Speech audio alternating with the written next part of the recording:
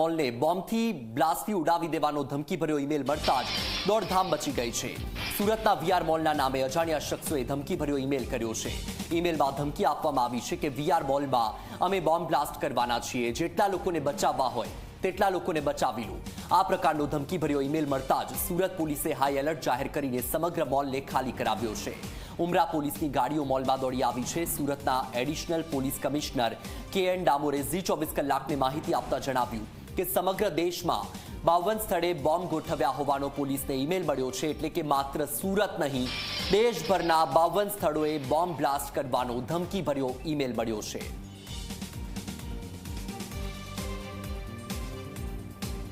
Detail हमारी team अभी VR mall में इन्वेस्टिगेशन कर रही है।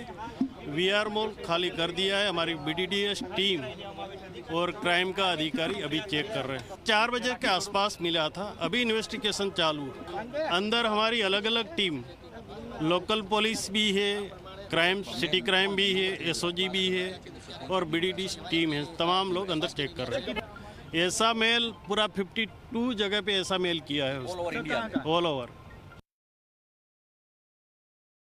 ઈમેલ મળ્યો છે અને બોમ્બ મૂક્યાની જે રીતે વાત કરવામાં આવી છે, ત્યારબાદ ફાયર વિભાગની જે ટીમ છે તે ટીમ અહીં જોવા મળી રહી છે। આપ જોઈ શકો છો ફાયર વિભાગના જે અધિકારીઓ છે તે અધિકારીઓ અહીં આવી પહોંચ્યા છે। છેલ્લા 1.5 કલાકથી અહીં જે એસીપી ડીસીપી કક્ષાના અધિકારીઓ તપાસ કરી રહ્યા છે। ડોસ્કોની પણ મદદ લેવામાં આવી રહી છે। આપ જોઈ શકો છો જે અધિકારીઓ છે અને કર્મચારીઓનો કાફલો અહીં આવી પહોંચ્યો છે।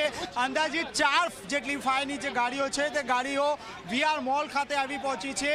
જે રીતે મેલ કરવામાં આવ્યો હતો, શરૂઆતના સમયે મોલમાં હાજર તમામ લોકોને મોલમાંથી અહીં બહાર તરફ ખસેડવામાં આવ્યા હતા અને ત્યારબાદ એસીપી ડીસીપી દ્વારા જે ડોસ્કોર છે તે ડોસ્કોરની મદદ લેવામાં આવી હતી। હાલ પણ આપ જોઈ રહ્યા છો ફાયર વિભાગના એક પછી એક જે કર્મચારીઓ છે તે અહીં આવી રહ્યા છે અને મહત્વની વાત છે કે જે રીતે કોલ મળ્યો છે ક્યાંક ને ક્યાંક પોલીસ કોઈ શંકાસ્પદ વસ્તુ છે કે કેમ તે અંગે તપાસ હાથ ધરી રહી છે। બીજી તરફ જે રીતે ફાયર વિભાગ દ્વારા પાણીની પાઇપલાઇન અહીં આપવામાં આવી છે, જેને લઈને અનેક સવાલો હાલ ઊભા થયા છે કે અંદર કોઈ શંકાસ્પદ વસ્તુ તો નથી મળીને।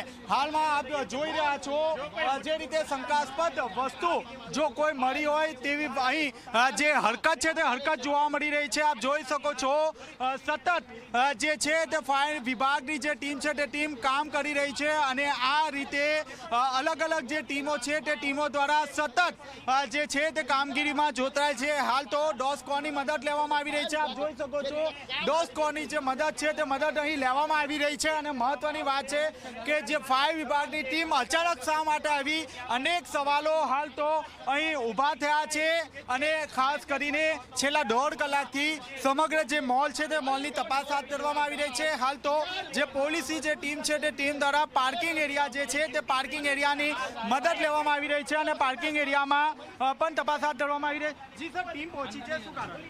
આ વીઆર મોલમાં કંઈ બોમ્બ અંદર મૂક્યો છે, એની કંઈ ધમકી મળેલ છે, એટલા માટે ફાયરની ટીમ ઘટના સ્થળે આવી ગયેલ છે। મજૂર અને વેસુ ટીમ આવી ગયેલ છે।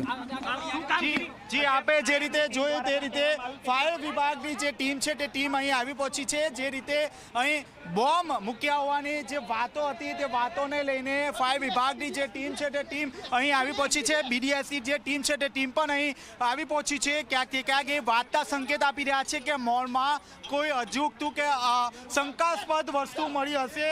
આપણે મને પહેલા જવા દો, મને કોલ તો એટેન્ડ કરવા દો યાર। જી આપ જોઈ રહ્યા છો અહીં જે કોલ છે તે કોલ મળ્યો છે, જેને લઈને હાલ ફાયર વિભાગની જે ટીમ છે તે ટીમ પહોંચી છે। જો કે હાલ જો કોઈ શંકાસ્પદ વસ્તુ મળી હશે તો જ ફાયર વિભાગની ટીમને જાણ કરવામાં આવી છે। આપ જોઈ શકો છો અલગ અલગ ટીમો દ્વારા વિવિધ જે ફાયરના ઇક્વિપમેન્ટો છે તે હાલ પહેરવામાં આવી રહ્યા છે। આપ જોઈ શકો છો વિવિધ જે ફાયરના જે ઇક્વિપમેન્ટો છે તે પહેરવામાં આવી રહ્યા છે અને ક્યાંક ને ક્યાંક એ વાતનો સંદેશ છે કે અહીં કોઈ શંકાસ્પદ વસ્તુ મળી હોય તો જ બીડીએસની જે ટીમ છે તે ટીમને પણ અહીં બોલાવવામાં આવી છે। ક્યાંક ને ક્યાંક આપ જોઈ શકો છો। જી સર, જી આપ જોઈ શકો છો હાલ જે સમગ્ર જે મામલો છે ખૂબ જ ગંભીરતાથી લેવામાં આવી રહ્યો છે અને ફાયર વિભાગની જે રીતે ટીમને અચાનક બોલાવી દેવામાં આવી છે બીડીએસની ટીમ પણ જે રીતે અહીં આવી પહોંચી છે ક્યાંક એ વાતનો સંકેત આપે છે કે અહીં કોઈ સંદિગ્ધ વસ્તુ મળી હશે જેને કારણે ફાયર વિભાગની અને બીડીએસની જે ટીમ છે તે ટીમ અહીં આવી પહોંચી છે. કેમેરામેન વિજય બેસાણે સાથે ચેતન પટેલ, ઝી મીડિયા, સુરત. સુરતથી એક વધુ